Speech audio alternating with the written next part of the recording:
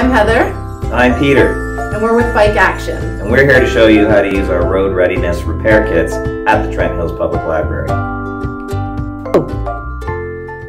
So when you come to the library to check out one of our road readiness kits, what you'll get is a work stand along with the kit itself, which includes a pump attached. So today we're just going to show you what's in the kit and give you some insight as to how to use the various components. Okay, so this is your work stand. The first step is to open up the bottom portion so that you've got a nice stable base. And once that's open, you need to tighten up the quick release down here. So it's just a lever and you should be able to just close it up like that.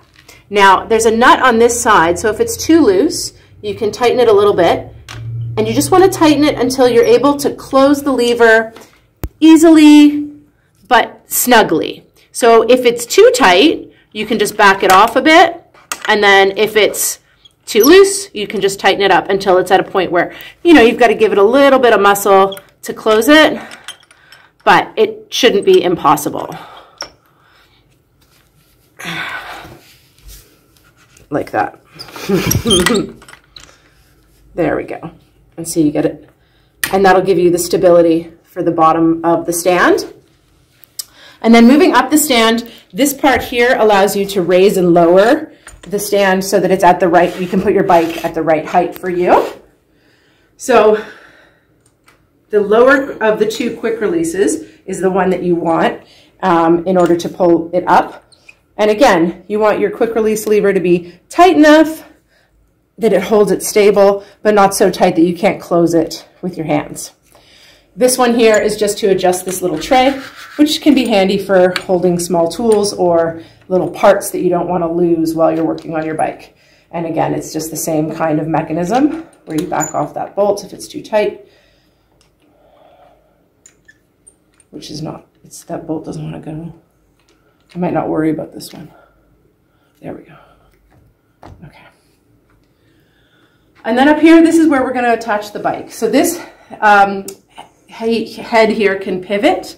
So you can either have it horizontal or vertical, depending on how you are going to put your bike up on the stand. This bike over here, you can see is on the seat post. Sometimes the seat post is not available for whatever reason, so you can use the crossbar by pivoting the head on the stand, or you can use the seat tube. So I'm going to show you how to put a bike up on the stand using the seat tube. So on the head of the stand, there's another quick release mechanism, and it can be a little bit tricky to get it to that proper tightness. So if you're finding that you're trying to put your bike up and it's too tight and you can't get it closed and you're fiddling around, it might be easier for you to sort of tighten it a bit while the bike is still off the stand and get it to a point where you think it'll work before you go to put the bike on the stand. Because it can be a little bit tricky, especially if you're working by yourself and you don't have any extra hands to fuss with it. So first I'm going to put my bike up on its crossbar, because right now the head is in a horizontal position, and then we'll show you how to pivot the head, and we can show you how to put it up on a seat tube. Thank you. Okay. So when you're lifting your bike, lift with your knees, not with your back, and just get your elbow nice and bent, and then you should have enough strength to be able to lift it right up. You don't need to be super strong, even if your bike isn't super light, as long as you're lifting carefully. So we've got this in a pretty good position. I think I can get it closed. Maybe not. I'm going to have to loosen it one to get it in there. And then that's nice. And my bike is nice and stable up there on the stand on the crossbar. So I'm going to show you how to take, I'm going to take my bike down off the stand, and then I'm going to show you how to pivot the head of the stand, because depending on how your bike is set up, you may find that you want to put it up in a different place. So on my bike right now, I've got it on the crossbar. The seat tube is also a good spot on my bike. On my bike, the seat post is not a great option because I've got this suspension here. So depending on what's going on with your bike, you might find that a horizontal position is better or a vertical position. So I'm going to show you how to pivot the work stand head so that you can put your bike up in the best way for your own bike's setup. Okay, so I'm going to loosen off the quick release again. Just lift the bike off the stand. And then in order to pivot the head, there's a handle back here that I need to loosen up a little bit. And once it's loosened up enough, it should be able to just twist like this into the vertical position. And then you just need to tighten this back up again until it's snug. And now you could put your bike up in a vertical position like this one is here on the seat post or on the seat tube, depending on what's available on your bike. And that is the work stand. So it's my job to talk about the kit. In the kit, you're going to find a pump attached and the kit itself. We're going to separate and talk just about the kit, or the pump at the moment. So it's just held on by a bungee cord. It's got to pull it tight. They're a little bit futzy, so you just kind of have to take a bit of second to release it. And now we can separate our pump out. We'll keep our kit over here for now. The pump is an excellent Zafel pump. It has all sorts of features on it that make pumping your bike tires really easy. It's got a pressure gauge on it. The pressure gauge allows you to read in both PSI and on the inside number in bars. On the sidewall of your tire, you just read around and you can find on there some writing, and it talks about a maximum pressure gauge that is, or pressure that is needed. In this case, I believe it's around 65 PSI. Inflate to 65 PSI. So there are two types of valves that we have to be aware of. This pump can do both types. The first type is very commonly looks like the one that you find on a car tire. It's called a Schrader valve. It looks exactly what you'd see on your own car, and our head of our pump switches between two different styles. This one's a little narrow. This is called the Presta, but you just have to slide that red tab and you've got access to the Schrader valve. You take the head, slide it over, lock the pump in place, and then you can just stabilize the pump with your feet and pump to your pressure. When you're done and you've got it to the pressure that you need, come back to the tire, flick it, and you're unlocked, and then you're done. Make sure you put that cap back on. Over here, we have a different type of valve. It's a high pressure valve, and it's called a Presta Valve. Presta valves have another step involved. You take the cap off, and there's another little valve head that you have to loosen. That's a counterclockwise spin. And then you've got your head for your pump, and you now have to switch it to Presta. So you slide it to the narrower opening, slide it over top of the valve, and lock it in place. You can go back to your pumping, and you're done to your pressure. Unlock, take your pressure head off, lock down on the valve head, and put the cap back on. And that is our kit's pump. So one of the most important things about maintaining a bicycle is keeping it clean. So we don't have in this kit a bucket and rags and dish soap, because those are things we figure everyone's got at home. But that is probably the first thing you want to do if you're doing a little bit of a maintenance on your bike. So just give it a good wash all over, get any dirt and grime off of your rims, off of your frame. And then we do include in the kit some other items that can help you get it really nice and clean. So once you've done your basic bike bath with your bucket of soapy water, we have degreaser, which you can spray onto a rag and use to clean your chain rings and your chain and in around your derailleur here. Anywhere where you see gunk built up, you can use a rag with the degreaser, or you can use an old toothbrush that you're no longer using. It can definitely have a second life for cleaning your bike. So the toothbrush can get in around those teeth and all of those nooks and crannies to get any gunk and dirt and debris out of there. And that will make your bike run a lot more smoothly. If you do that on a regular basis, you'll find your bike runs a lot better. We also include chain lube in the kit. This is a wet lube, which is good for all seasons. So that's the one we've got in here. That is applied to your chain after it's been thoroughly cleaned it's nice and dry. Then you want to get chain lube onto the chain. There's a couple of different ways you can do this, but essentially the trick is that you want to make sure that the lube is getting in between these spaces. So there's kind of, you don't want to be putting the chain lube on the outside here, you want to be putting it on the inside. So some people will run it along the center, other people will just put dabs on the sides, but making sure that your entire chain is getting some lubrication, and then you can run it through. Once you've put the chain lube on there, you can run it through and then wipe it down with a clean rag just to get rid of any excess lube.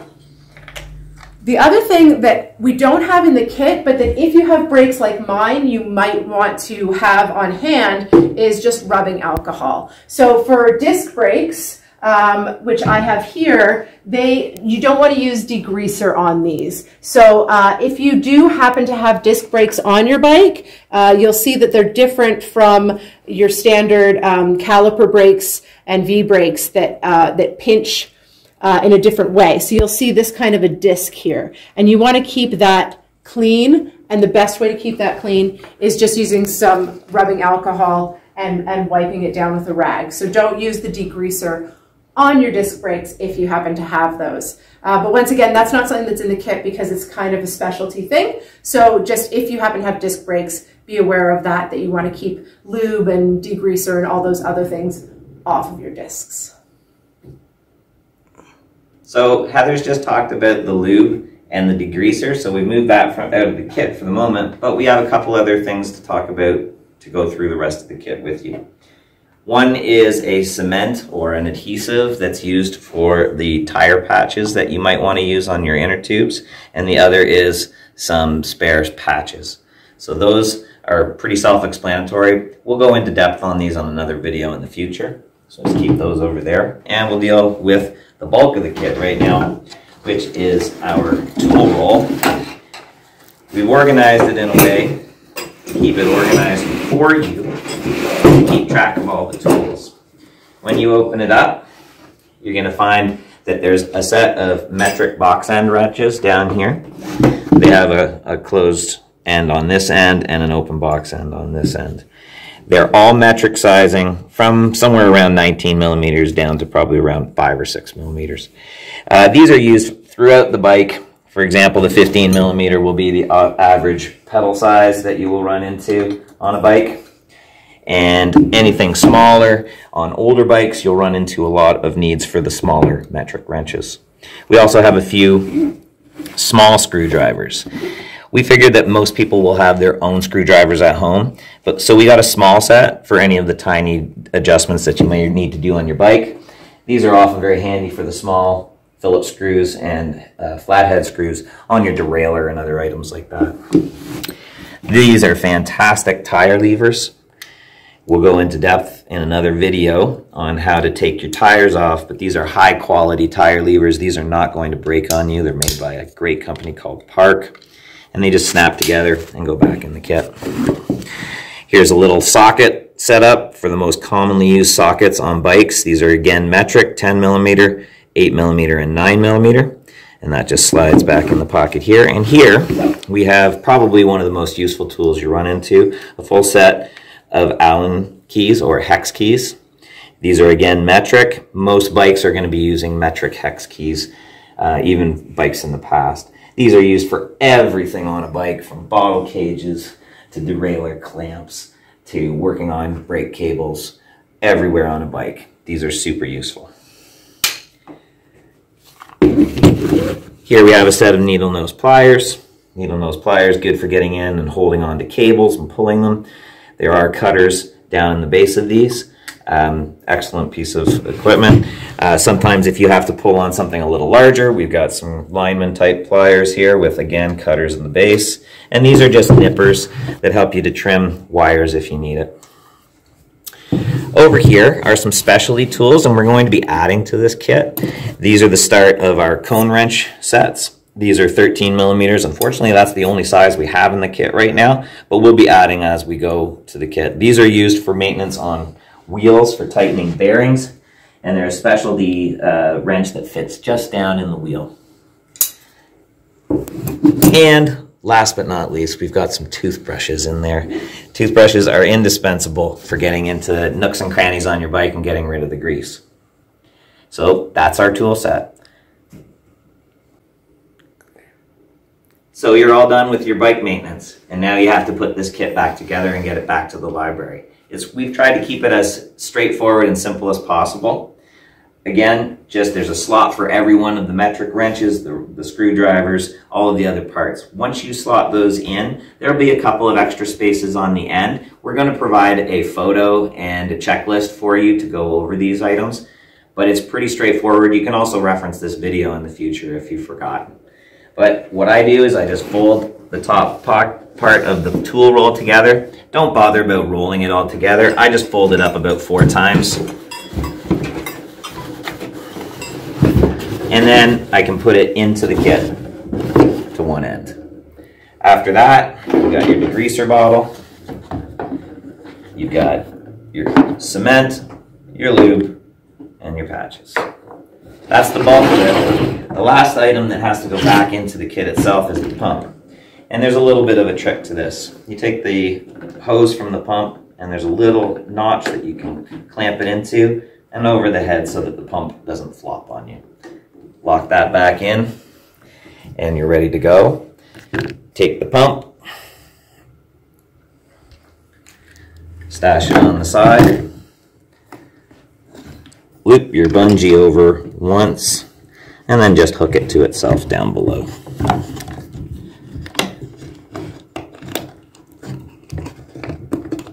And your kit's ready to go. Okay, so now that you've got your tools, the toolkit all packed away, the last thing to do is just take your bike down off the stand and pack the stand up so you can return it along with the other tools. So you want to get a nice good grip on your bike before you loosen that quick release, and then lift it down. Thank you.